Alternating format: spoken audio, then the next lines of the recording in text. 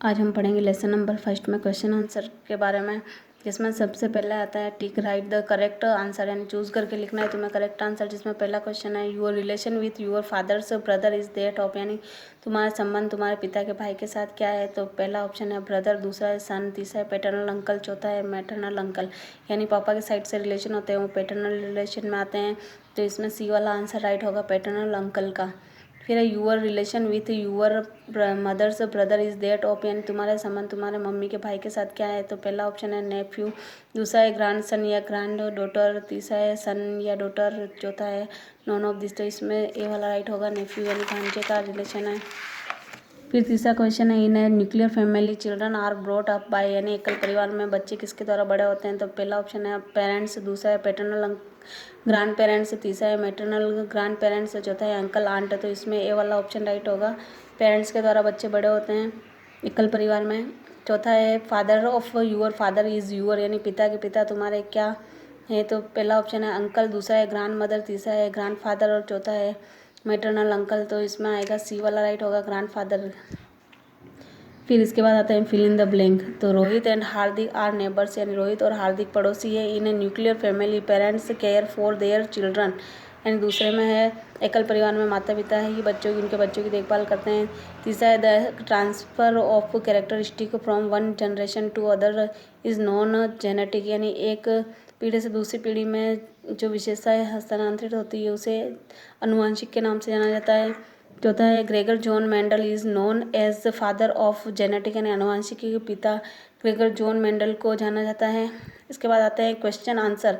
तो इसमें सबसे पहला क्वेश्चन है right the names of any two scientist who worked in the field of genetic, यानी उन दो वैज्ञानिकों के नाम लिखने जो अनुवांशिकी के क्षेत्र में कार्य करने वाले उन दो वैज्ञानिकों के नाम लिखिए। तो उसमें सबसे पहला आता है ग्रेगर जॉन मेंडल, दूसरा है Hargovind Khurana.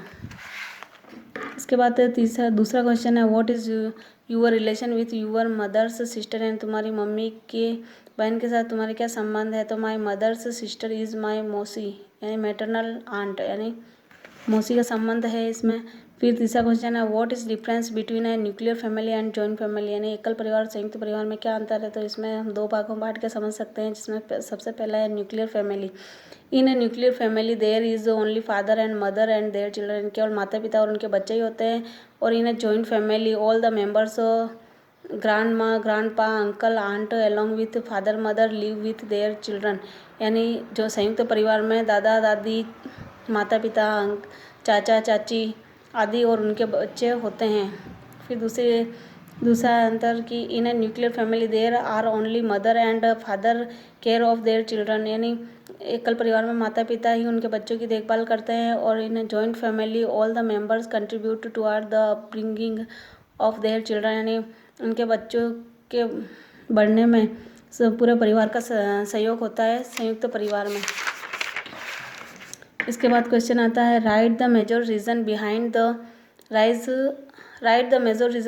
Rise of nuclear family, यानी एकल परिवार के बढ़ने के पीछे क्या मुख्य कारण क्या रहे हैं। तो इसमें सबसे पहला आता है इन सर्च ऑफ ऑक्यूपेशन और higher education families are migrate from village to cities, in cities there are small houses in which a few family member can stay together, यानी अच्छे अवसर की तलाश में उच्च शिक्षा के लिए परिवार गाँवों से शहरों की ओर स्थानांतरित होते हैं। और शहरों में घर छोटे छोटे होते हैं, इस वजह से परिवार के कुछ सदस्य ही उसमें रह सकते हैं।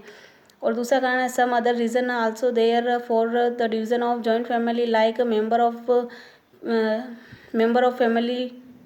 Of family member, economic condition, capacity to spend, behaviour of the family member, यानी दूसरे कारण रहे हैं जिससे परिवार के सदस्यों की संख्या, आर्थिक स्थिति, खर्च करने की क्षमता और परिवार के सदस्यों का व्यवहार आदि कारण रहे हैं।